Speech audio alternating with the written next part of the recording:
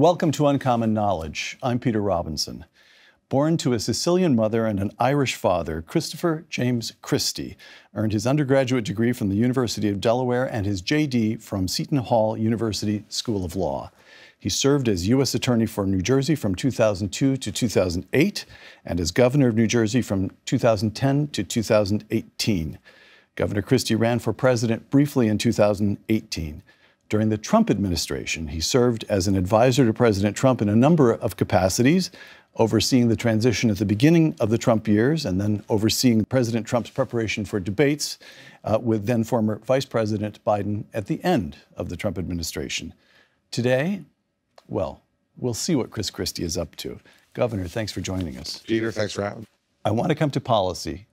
First a question politics. And in the Republican Party, it's the question. There is a view in the GOP that if former President Trump decides to run for the Republican presidential nomination in 2024, every other prospective candidate should just sit it out. If President Trump wins the nomination, they will have lost. If he loses the nomination, whoever does win it will find himself losing on Election Day because the former president will peel away a third or more of the Republican base. So for any candidate other than Donald Trump himself, it's lose, lose. I'm going to stipulate that you have not decided what you want to do yourself. But does that argument, if Donald Trump comes in, everybody back away, does that argument make sense to you? No, it doesn't. And I think anybody who tries to read what the political atmosphere will be in 2023, in 2021, is making a huge mistake. And the best example I can give you that is who in 2014 and 2013, Peter, was saying, oh, well, if Donald Trump were to run for the Republican nomination, he'd definitely win. Right. I mean, you can't read these things that early. And I think the decision to run for president, having done it once already in 2016, the decision to run for president is an intensely personal one and one that you need to decide based upon whether you believe you have something unique to offer the country, not on who's running. And I think people who make those type of political calculus when making those decisions are unworthy of the position. You think it would be better for the Republican Party and better for the country if the next nomination fight were a real fight? Oh, sure. I think we're always better off when we have a real fight because it airs out the issues. It makes the candidate who ultimately emerges stronger and better than they would have been otherwise, and hones the arguments for the fall campaign against the Democrats. So I think having a strong, vigorous primary, I'm not talking about, I would love to have it be a lot smaller than the 17 people that we had in 2016, because then it's hard to have anyone's voice be heard. Right. But I do think that a strong, vigorous debate about these issues within our own party will help to make us better adversaries for the Democrats in 2024. Okay, so help me to understand Chris Christie. Your mother's a Sicilian. Italian Americans, traditionally Democratic. Your dad's Irish. Irish Americans, traditionally Democratic. You grew up in New Jersey. New Jersey, overwhelmingly Democratic. And yet from the moment you appear as a political figure, really you're a kid when you get involved in politics. From that moment, you're a Republican. How come? Few reasons. First off, my dad is a Republican, always has been. Proudly says that he voted for Richard Nixon 3 times. And my mother was a Democrat. He voted for, that means he voted for Nixon in 1960 against the Irish candidate, Irish Catholic candidate Jack Kennedy? He did. And my mother, the Sicilian, ran out to make sure she voted to offset his vote and voted for President Kennedy. But so my dad was always talking about kind of conservative Republican values in the House. And my mother was much more of what you would have called in the old days a blue dog Democrat.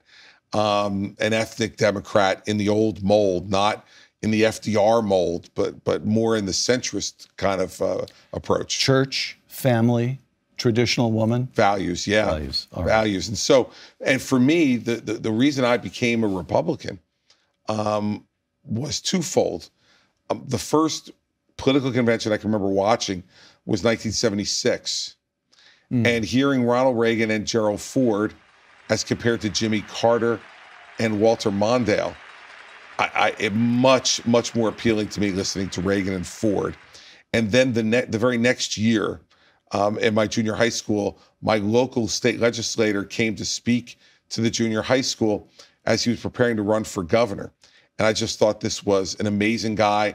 And I decided to go and volunteer for his gubernatorial campaign. That guy was Tom Kean, who eventually in 1981, he lost in 77 in the primary, but in 81 was elected governor of New Jersey. The irony of all that was I went up and volunteered for him as a 15-year-old in 1977 to work on that campaign. And 32 years later, almost to the day of when I volunteered, he endorsed me for governor. You served as governor from 2010 to 2018, and you get reelected. So that's 2 terms. You get reelected with, what was the percentage of the vote? 61% of it's the vote. It's so unbelievable that I wanted to ask you to make sure I had the figure right. You get reelected with over 60% of the vote in a state that at that time, the Democrats outnumbered Republicans by 850,000 voters. All right. So bear in mind you're talking to a Californian here. This is not a member, I'm not writing for the Bergen County paper. I'm not a New York journalist. What do I need to know about what good things happened because you were governor, and what bad things never got started? Well, the good things that happened were we kept taxes stable. We capped property tax growth at no greater than 2%. Property taxes had been growing at 7% a year for 10 years prior to me becoming governor. In my 8 years as governor, the average property tax increase across the state was 1.7% per year. So we really strangled property tax increases over that period of time. We reformed our pension and health benefit system to save over $120 billion during that period of time by, restricting the growth of the pension system and making public employees pay a portion of their premiums for health benefits, which they were not doing when I became governor. We passed significant criminal justice reform that put violent criminals and kept them in jail and gave judges the ability to keep them in jail pre-trial when they had a violent rap sheet, but did not keep minor offenders in prison pre-trial anymore, followed the federal system, put them on bracelets, and got them out. Because of that, we were able to close 2 state prisons during my time as governor and converted one of them into a drug treatment prison for prisoners who have drug and alcohol problems when they come in. We've seen that if you get them treatment while they're in prison, they are much less likely to commit new crimes when they leave it. And obviously the response to Hurricane Sandy will be the thing that I think my governorship will be remembered for the most. We lost 365,000 homes in 24 hours. 2/3 of the state was without electric power for 2 weeks. It was the most devastating storm in the history of our state and the second most devastating storm in the country's history in terms of the amount of loss that happened. And we were able within a year to bring the state towards significant recovery. And I think a lot of people will always remember my governorship for that. You mentioned Tom Kean, your predecessor as Republican governor of New Jersey. You and he didn't always see eye to eye while you were governor, but here's what Tom Kean said. Chris Christie will resurface because he has too much ability not to. He's the most able politician I know, close quote. Now, I've been making some phone calls over the past week, and it turns out there are a lot of people who agree, and they all want to hear how you handle one problem. You know exactly where this is going, Bridgegate. I've got to set it up. 2013, several high New Jersey officials, including your deputy chief of staff, Bridget Kelly, are involved in blocking access to the George Washington Bridge in Fort Lee. This is on the New Jersey side of the river. And that traffic backs up for miles. This gets investigated. No charges are ever brought against you, but the others are convicted of fraud. They appeal. It goes all the way to the Supreme Court, and the Supreme Court overturns the convictions, but only because there was no money that changed hands. Justice Kagan writes for the majority, not every corrupt act by state officials is a crime, close quote. So the Supreme Court concludes what the press was saying, which is that it was an act of political retribution against the Democratic mayor of Fort Lee for reasons that have so much to do with New Jersey politics that a Californian can't even begin to follow them. But you know the argument. Okay, corrupt act.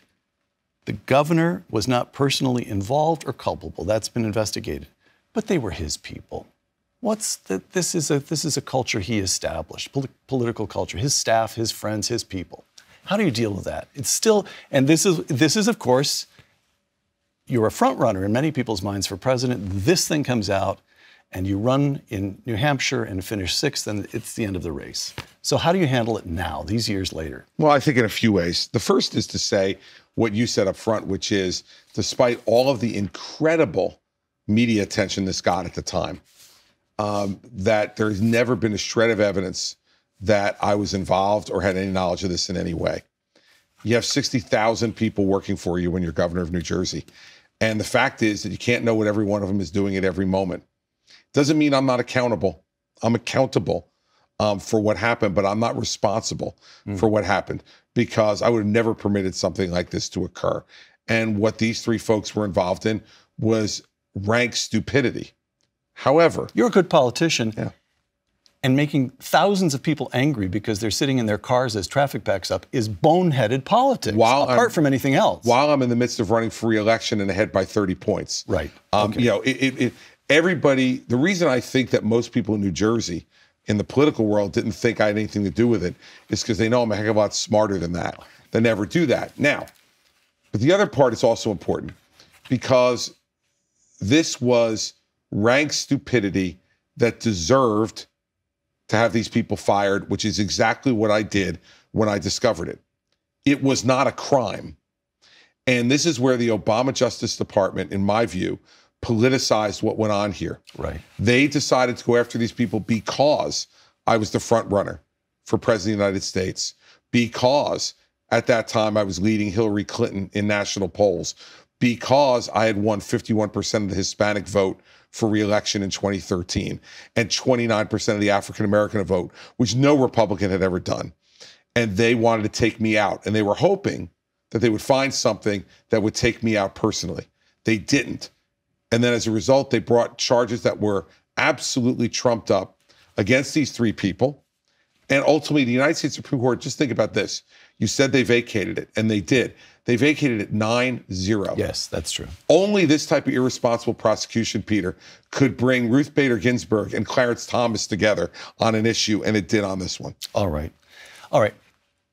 From entrance ramps to the George Washington Bridge, up the river here, to the country. We're going to widen out the scope here. You talked about listening to the convention in 1976. Let me contrast the 70s with the 80s to set up the question, to set up the several questions. 1970s, embittered politics, economic stagnation, Watergate, defeat in Vietnam. 1980s, economic growth, a restoration of national morale. From 1979 to 1989, 1 decade, we go from the national humiliation of the Iranian hostage crisis, 1979, to victory in the Cold War with the fall of the Berlin Wall in 1989. Is this country capable of another act of national self-renewal? Of course we are. That's not even hard for you. No, it's not hard for me at all, because the American people and this system of government are the best group of people and the best system of government that's ever been formed in the history of the world. And of course, during that period of time in the 70s, the thing that really changed was that we had a weakness in leadership, both during the Nixon years by Watergate and the Carter years through incompetence and a lack of direction, which made people not believe in the government any longer, in its ability to be able to provide the safety, security that they needed for them then to create prosperity and optimism. Ronald Reagan and George Bush 41 came in the 80s and were able to change all that. And I do think, again, that if we get the type of strong, principled, optimistic leadership again in the White House, that we can do it again. Okay. So let me give you a few ways in which the country is in even worse shape today, in my opinion. You're not shy. Tell me if you think the premises here are mistaken. A few ways in which the country is even worse shape today than it was in the 1970s. Making renewal harder. would go my suggestion. Fiscal policy. Holman Jenkins in the Wall Street Journal, this is just last week, he noted that in 1977, federal debt was 34% of gross domestic product. Today, it is 125%. The share of Americans who have experienced direct government aid between 1977 and today has quadrupled. We have a welfare state that has grown irreducibly. You can't, even you, tough as you would be, can't fix a budget hole that big. You can't claw back a welfare state when over 50% of Americans, many of the middle class, are used to getting federal aid. What do you do with it? Well, first off, let's talk about why that happened. It's why elections have consequences, and they do. And during both the Clinton years and the Obama years, in the period you're talking about, there was an expansion of the welfare state. And those changes, as you said, are very, very hard to claw back. Now, what we need to do is not to make things worse, as Joe Biden's trying to do now, right, by increasing the welfare state even more. I think he's going to succeed in some of that, but not nearly as much as he might like, because he's got this year to do it. And I believe there'll be a Republican Congress, at least the House, in 2022 that will stop him from doing anything else. The answer to this is to not continue to add to the problem and to create an atmosphere of economic growth in this country again at the Reagan-type levels, which I believe is absolutely possible, to be able to grow our way out of a lot of this problem. You can't continue to dig. So one, you got to stop digging. Right. And two, you got to start growing again. And we haven't had nearly the emphasis on economic growth that we should. Even during the Trump years, while the growth was better, it was nowhere near what the growth was during the Reagan years. All right. The family. 1965, Daniel Patrick Moynihan's famous report. In those days, the term was the Negro family. It was titled the Negro family. Of course, today we'd say Black or African American. And the crisis that had him so alarmed in 1965 was an out-of-wedlock birth rate of 25%. Today, the out-of-wedlock birth rate among African Americans is over 70%. Among Hispanics, it is over 50%. And among whites, it is over 30%. Is there any way to put back together the pieces of the American family? Well, I think the American family has changed over that period of time, right? We now have a recognition in our society that same-sex couples can be families. And that's recognized not only by the Supreme Court, but also recognized in society in general today. Corporations. Everywhere. Right. That's now recognized, and same-sex couples can now be married in this country, which was not the case when I began as governor just in 2010. So we're seeing seismic changes to what families look like. To me, what's most important is to reinvigorate what it means to have adults, responsible adults, being an influence in children's lives. And that's going to take a different form over time. So those numbers, while disturbing on one level, also represent a different way that people are approaching how they define a family these days as well. So what we need to do as a country is to say, the principles we stand for, yes, we support marriage, and we believe that marriage is the best way to form a family. But we want to tell every adult who decides to have children out of wedlock that just because you're out of wedlock doesn't free you of your responsibility to be an attentive, caring, and loving parent. And that's what we need to continue to talk about and emphasize. Okay. So the important thing is the kids. The important thing is for kids to be raised by parents. Fair summary? Yes. All right.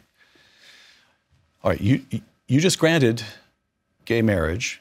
Now we come to another social issue, abortion. In the 1980s, Roe versus Wade was still only a few years old. All these decades later, both sides have had decades to become entrenched in their positions. Mississippi Attorney General Lynn Finch, in her brief to the Supreme Court on the challenge to Roe, which the court has agreed to hear during this session, quote, "There are those who'd like to believe that Roe settled the issue of abortion once for all, but all it did was establish a special rules regime for abortion jurisprudence that has left these cases out of step with other court decisions and neutral principles of law. It is time for the court to set this right and return this political debate to the political branches of government. Close quote. 2 questions. You're a pretty good lawyer, I've heard. As a matter of law, should Roe be overturned? And the second question is, can the country take it? As a matter of law, Roe was decided, in my view, incorrectly. It was manufactured out of whole cloth. It was a result in search of a rationale. And whenever courts get involved with that, it doesn't settle questions. It just disturbs them and places them now in a different context. Roe is wrong. And the fact is that states should have the right to make this determination. Here's where the argument gets off the rails. People think if Roe is reversed, abortion goes away in this country. That may or may not be the case depending upon where you live in this country. In my home state of New Jersey, there is no chance that the legislature and governor in place now would ever do anything but codify Roe versus Wade after a negative decision on Roe from the Supreme Court. The more important question to me, questions are twofold. One, don't you want the law and the Constitution to be followed? And I think we all should want that, no matter where we sit on the political spectrum. And secondly, let's get to the reason why I think the country will not fall apart on your second question. Because we know so much more now about the development of human life than we did nearly 50 years ago when Roe was decided. The technology now for seeing how a child develops in the womb tells us that the idea that abortion in a second trimester, that abortion in the late parts of a first trimester is not taking a human life is demonstrably untrue. And so as people see that, more people are pulling back from the idea that somehow this is okay because science is showing us exactly what's going on. And I think that will help to move American opinion. Every expecting family has an ultrasound on the refrigerator. That's what you're saying. Absolutely. And those ultrasounds, even now, our youngest child is 18. What that ultrasound looked like 18 years ago and what it looks like today is dramatically different. And so the detail you can see very early in the development of a fetus should make us all think about whether unlimited abortion is something that we should live with. I'm pro-life. I'm the only pro-life person who's been elected governor of New Jersey since Roe versus Wade. And I feel that way with exceptions for rape, incest, and life of the mother, because like Reagan, I believe those are acts of self-defense. But to me, the reason for that is because every life is an individual gift from God, and it's not for us to take that life. So could I, this is off politics, this is politics and law, but small bore politics. Suppose you were advising the Chief Justice, John Roberts, and we know that the Chief Justice is an institutionalist, and we know that the Chief Justice is concerned about holding the country together. So would you be advising him, look, of course we, the people who are well-versed, everybody knows, even Cass Sunstein says that Roe, even Ruth Bader Ginsburg said that Roe was badly decided. This is bad law. Something has to be done. It can't be permitted to stand forever. But at this moment, it had better be an incrementalist approach. Give Mississippi a little something and kick the can of Roe itself down the road for another year or even another decade. Would you advise, if you could secretly slip into the Chief Justice's chambers, would you advise something like that? Or would you say, no, the law is the law. This is bad. Everybody knows it. You have a majority that's willing to overturn now. Overturn it. What I'd say to him is, get 5 votes to make the law right. Now, he may have to do some different things to get 5 votes to make the law correct, but the law needs to be corrected. And when you have people on all parts of the political spectrum and the ideological spectrum saying that Roe, as a legal matter, was decided incorrectly, that needs to be fixed. And that goes to the core of the court's credibility as well, not just the swings and changes and things as our history proceeds. So what I'd say to the Chief Justice is be a leader. Be a leader. Sit there with the other 8 members of the court and try to reach consensus on, first, that this is not correct law. And then there may be other opinions inside that consensus about how far to go. I don't know what their ultimate decision will be, obviously, but that's got to be something that's a product of the court working together to get to 5 votes on the position of Roe having been decided incorrectly. I think that's the kind of leadership the chief has to provide. China. Henry Kissinger just some months ago, quote, I'm quoting Henry Kissinger, who's not given to inflammatory language, quote, America and China are now drifting increasingly toward confrontation. Unless there is some basis for some cooperative action, the world will slide into a catastrophe, close quote. Like the Soviet Union in the old days, China is communist. Unlike the Soviet Union in the old days, China is rich, and it is competent, and it is technologically cutting edge. Governor, we handled the Soviet Union. But how does a country of 330 million with political dysfunction everywhere stand up to a country of 1.3 billion, which may be run with an iron fist, but run with a competent iron fist? Well, I disagree with the premise. They're more competent than the Soviets.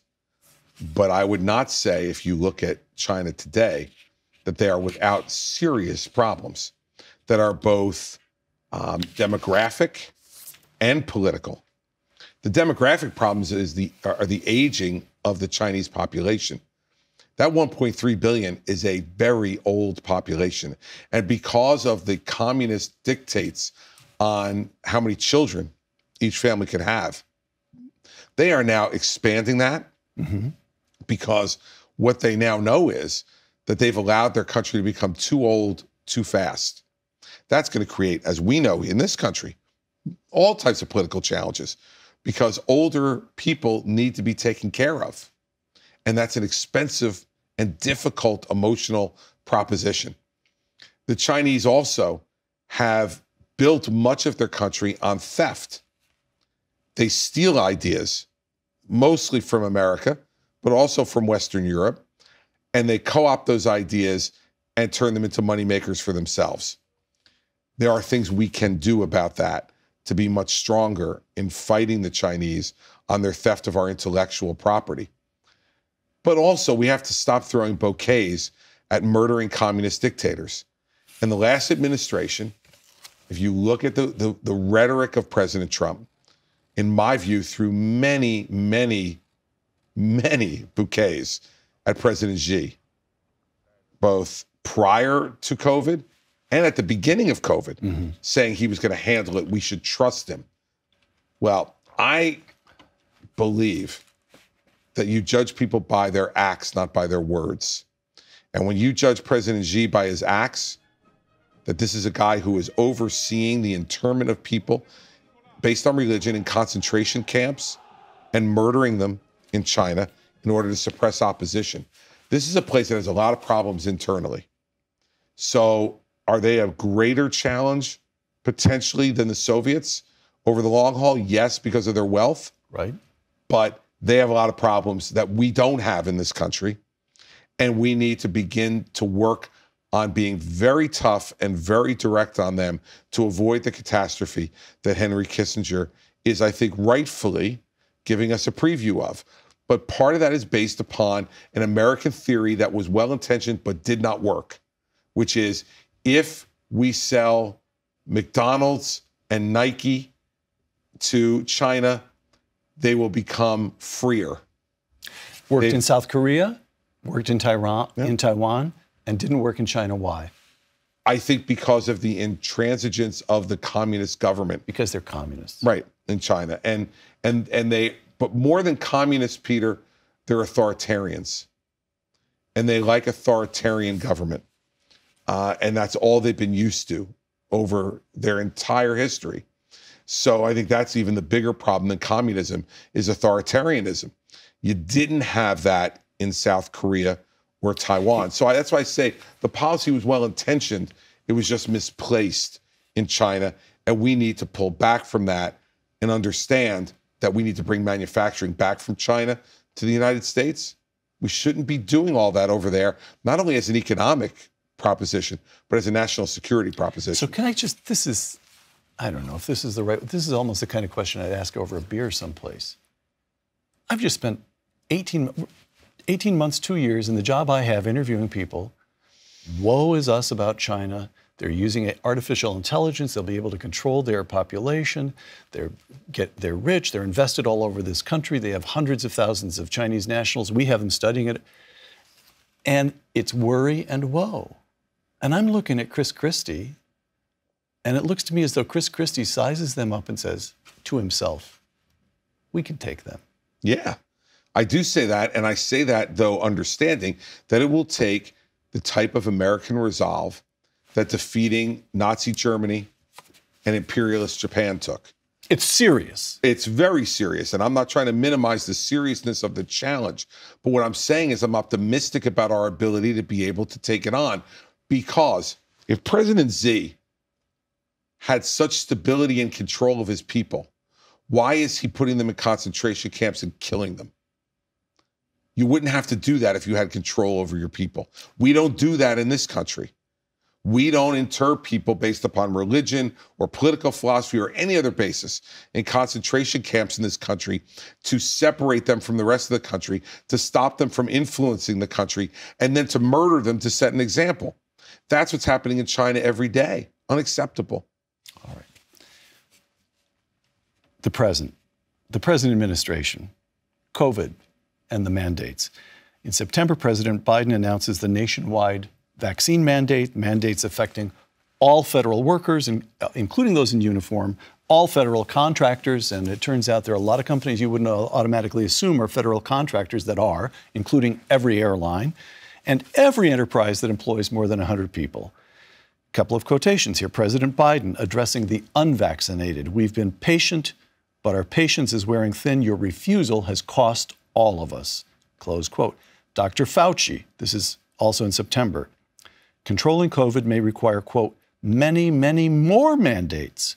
You'd like to have people do it totally on a voluntary basis, but if that doesn't work, you've got to go to the alternatives, close quote.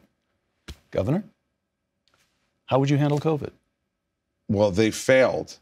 And as to the Trump administration, near the end of their term, in persuading people as to why being vaccinated was safe and smart. And I don't believe that mandates will bring our country together. I just believe it further divides us. Look, we've got 65% or so of the country right now fully vaccinated without mandates. It seems to me you're never going to get to 100%. Mm-hmm. And that we were told all along that if we got to about 70% vaccination, that herd immunity would take care of the rest of it. Right. If that science is true, and we were told to follow the science, if that science is true, we've got 5% more of the American people to get vaccinated, and we haven't even begun vaccinating children yet for parents who are willing to have their children vaccinated. If you're talking about 5% of 330 million people, we're only talking about another 16 million people or so to be vaccinated to get to 70%. I don't believe we should do that at the end of the hammer of government. I believe that this administration should go on a broad, smart, extensive education program beyond anything we've seen so far to educate people. People want to be educated, not indoctrinated. And I think that we can persuade a sufficient number of the American people that the vaccine is the most broadly tested and researched vaccine that we've ever given to the American public, that we're in the midst now of the largest clinical trial in world history with billions of people getting this vaccine around the world, and we're not seeing any type of complications. If we start to talk to people about that, I think we will be able to persuade them. But I think these mandates just further separate people and their government from each other. Broadly speaking, Americans don't like to be told what to do. You know, and that's admirable, usually, isn't it? Of course it is. And the fact is that, you know, my state slogan is liberty and prosperity. liberty being the first word. Right. And that's what Americans have been taught over time. It's about freedom and liberty. Now, look, I think the smart thing to do here is to be vaccinated. I'm vaccinated. Everyone in my family is. And we've been able to stay. I had COVID. I don't think anybody should want to have this disease. It is random and it is lethal. And so you don't want to get it. You don't want to play around with it. But I don't believe that we should have the government setting out these mandates. Do I think employers have the right to do it? I do. Okay. Employers, set out the conditions of employment every day. And they have the right to do that. But government doing it, to me, is a much, much different thing and something that we all need to be concerned about. All right.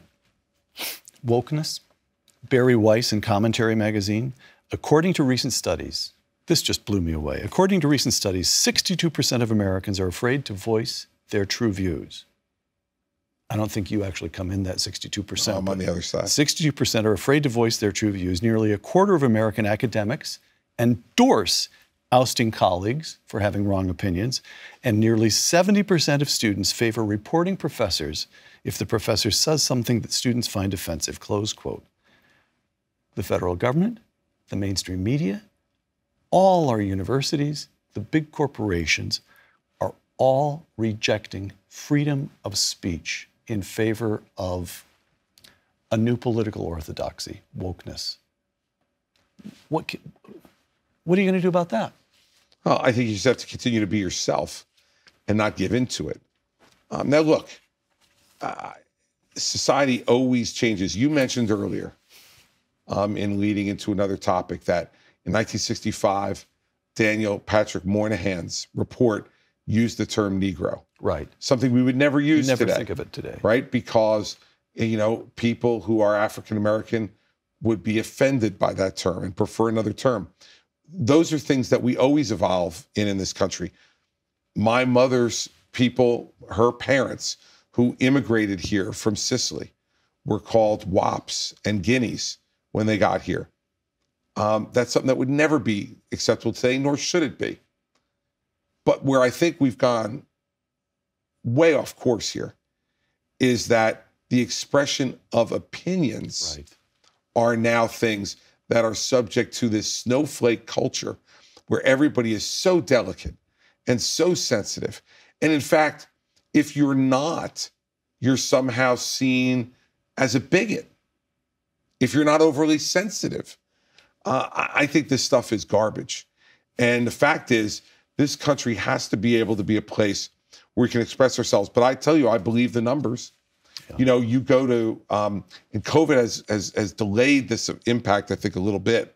But when people start once again to be having dinner parties and cocktail parties where lots of people gather, the conversations are going to be totally different because people are concerned about whether saying something that they believe that is contrary to the conventional wisdom of the moment now just doesn't get them not invited to the next party.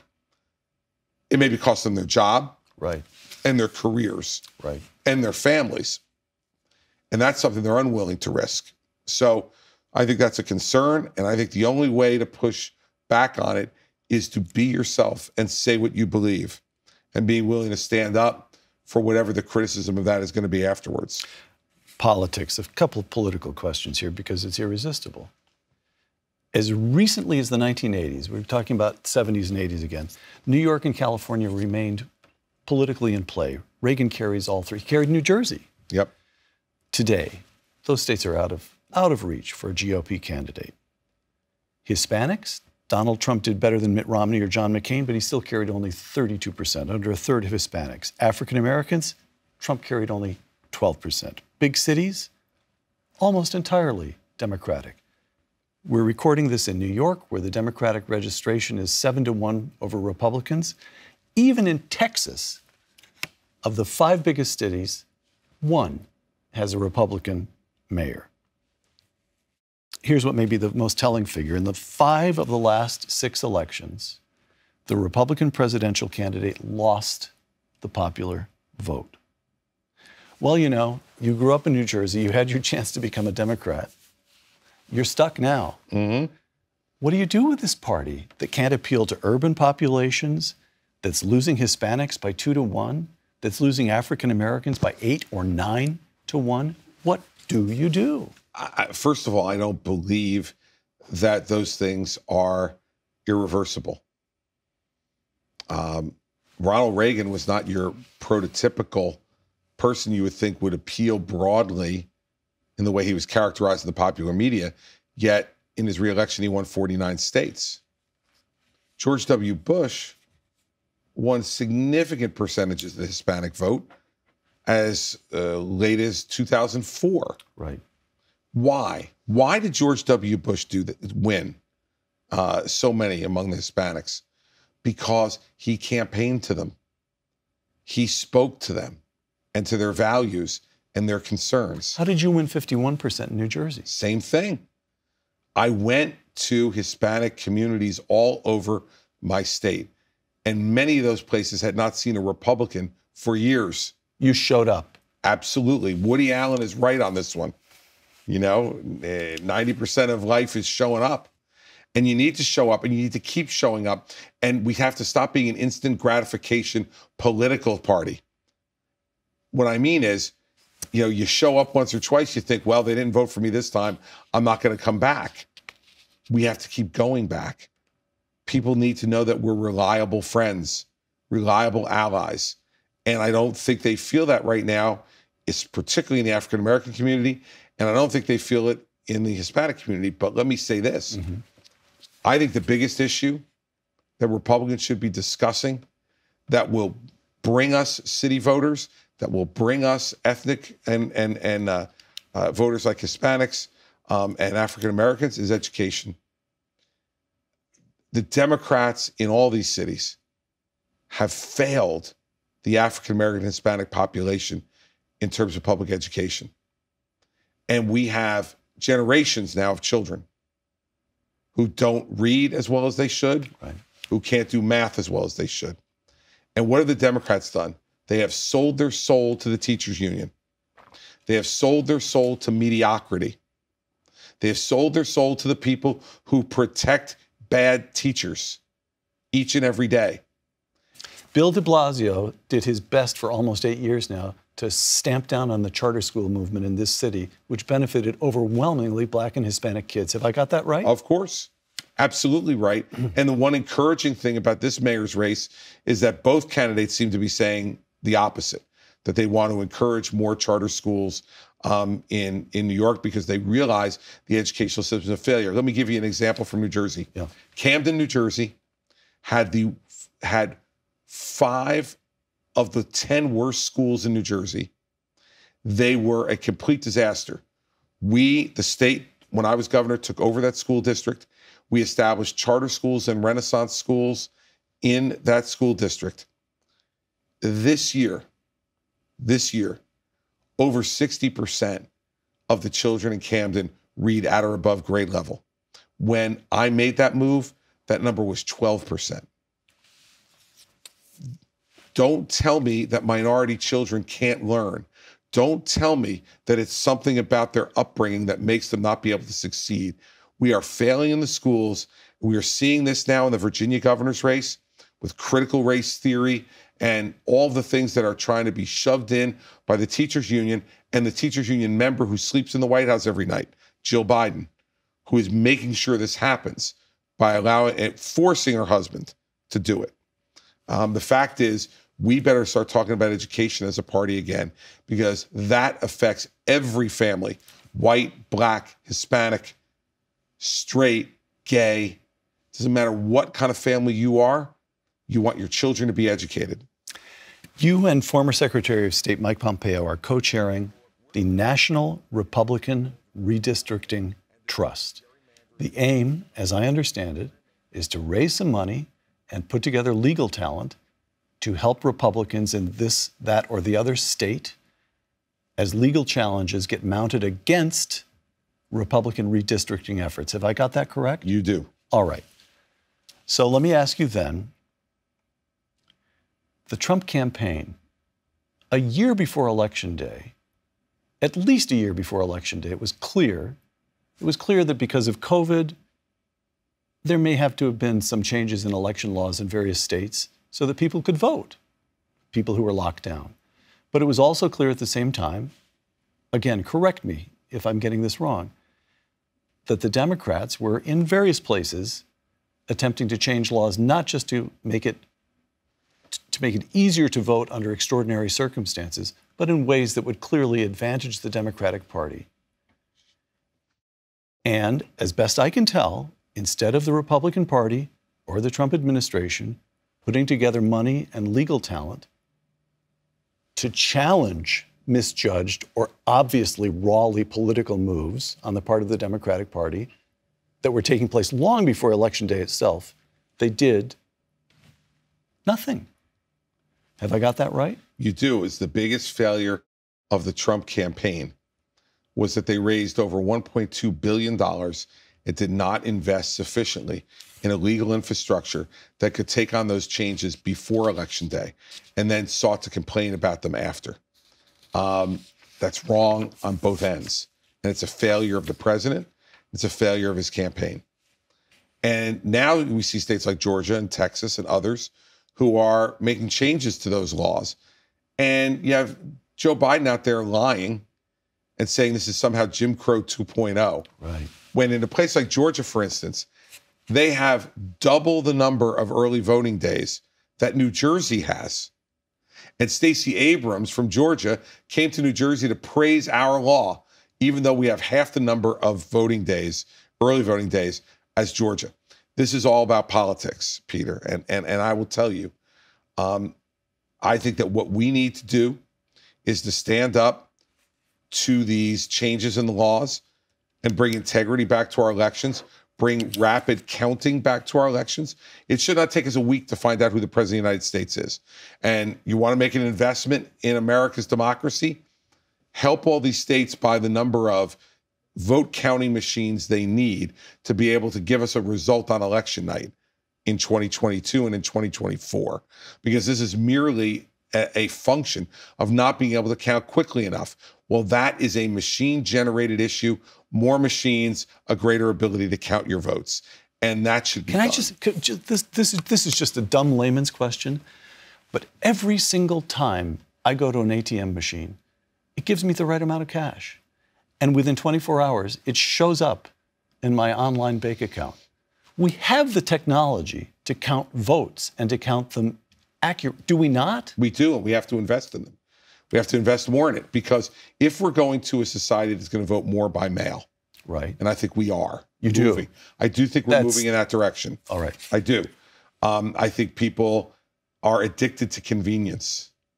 And if they can sit in their kitchen and fill out their ballot and drop it in their mailbox and vote, a lot of people are going to prefer that. I was raised on going to the polling place, signing my name in the book, going into that booth, closing the curtain, and having that moment of democratic participation. Right. But I will tell you that my first vote ever was by absentee ballot, because I turned 18 my freshman year in college, and I voted for Ronald Reagan for president in 1980 in my dorm room at the University of Delaware. I didn't feel like I was any less a participant on that moment. So what we're talking about, Peter, is think about my county quickly in New Jersey. It's not a big vote by mail county. What county do you live in? Morris County. Okay. And a suburban, mostly white, suburban educated county. Most people went on election day. This time, of course, they did not. Right. In 2020. Almost everyone voted by mail. Imagine going from about 12% of your total vote being by mail to 98% of your vote being by mail. And you still have the same two counting machines to count the paper ballots that you always did. In Morris County, it took us 2 weeks. 2 weeks to have a final count of the presidential vote. I mean, that's just wrong. Crazy. And so what Mike Pompeo and I are trying to do finally is to also push back against Barack Obama and Eric Holder, who run the Democratic counter group to us. And they say right in their charter that their job is to increase the number of Democratic districts. That's gerrymandering. What we say we want to do is have fair, compact, constitutional maps. And if we have those, we believe the Republican Party will control the House of Representatives. This is another one of those. I'm tempted to, maybe I should ask it over a beer. Redistricting is politics at the grittiest, toughest, roughest level. You bet. And you love it. Yeah. Because that's what makes elections go. You know, I mean, and what you realize is that demographics play a huge part of elections when you run for office. You realize that. And so, to me, those are the fights worth having. And that's why I agreed with Mike Pompeo to do this nationally, because they need somebody from New Jersey to get in there and get our hands dirty to be able to fight Barack Obama and Eric Holder. Remember, one of my predecessors who just recently passed away, Governor Brendan Byrne, a Democrat, he used to say in his speeches near the end of his life, because he died in his 90s, he used to say near the end of his life, by the way, I've made my wife promise that when I die, she'll bury me in Hudson County, New Jersey, so that I can remain active in politics. So we know a little bit about cheating in elections in New Jersey, and that's why I think they need somebody like that in there to be watching over what happens on redistricting. Okay, last political question. It's a big one. And it's Donald Trump. On the one hand, President Trump stood up to wokeness. He stood up to China. You say he tossed too many bouquets, but he also imposed trade sanctions.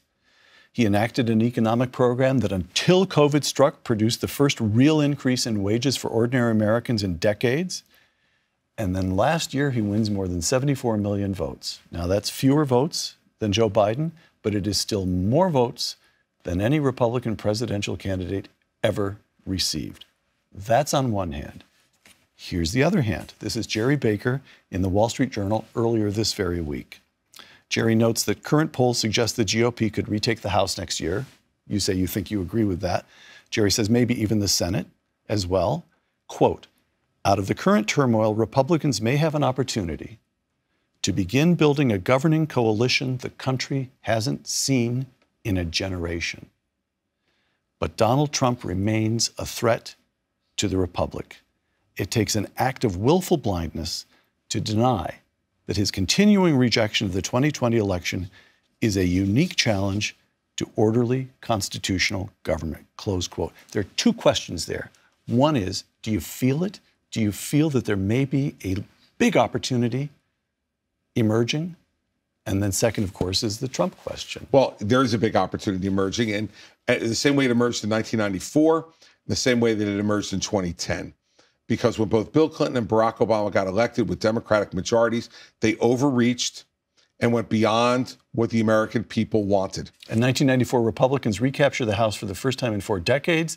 2010, with the Tea Party at its back, the Republicans sweep to a large majority in the House again. Absolutely. And I think that's what we're heading towards in 2022, more because of Democratic overreach than because of Republican articulation of principles in a persuasive way. If we add to it an articulation of principles in a persuasive way, then we're going to add to those majorities even more. Second, on President Trump. Look, I've been very clear on this. There is no evidence that the 2020 election was stolen. Were there irregularities in I want to repeat that you start political life as a U.S. attorney. You know the law. You know when there's a skunk. You don't smell one. No. And by the way, it's not even about smelling it anymore. You can't see it. You know, you got to see it. You got to be able to present it to people. If you're going to say that our democracy was hijacked, which is what he said, you better have evidence. And over 60 court cases now, and no evidence has been brought forward to persuade anybody in any individual state. We had a recount in Arizona that showed in Maricopa County, the biggest county, that Donald Trump actually got fewer votes than what was reported on Election Day. We had 2 recounts in Georgia, which verified the results in Georgia. The fact is that the election was not stolen, and it's demonstrable. On the other hand, we understand that if he had done his job the way he should have, that we could have challenged a lot of those laws, as we talked about before, and should have, and could have stopped some of these changes that were meant not for reaction to the pandemic, but were meant to try to garner long-term political advantage for the Democrats. And here's what I think overall for our party. Any party that spends its time looking backwards is a losing party. You have to look forward, and you have to speak to people's dreams and hopes and aspirations and how you can help them reach that.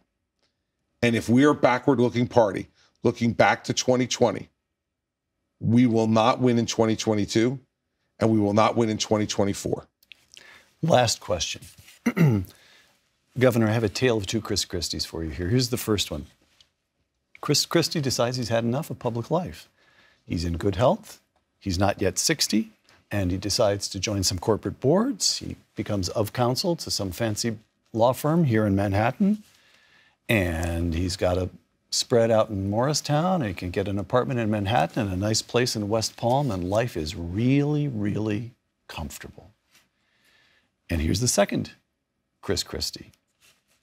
Chris Christie knows something about history, and he recognizes that from Pericles on, all kinds of things have changed.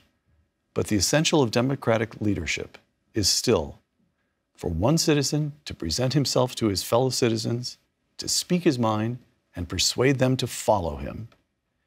And Chris Christie recognizes that he is just unusually gifted at that particular set of skills. Tom Kane again, he's the most able politician I know, close quote. So between these two Chris Christies, Chris Christie decides to embrace what? I've always embraced the latter. But that doesn't mean I'll run for office again. It does not. No.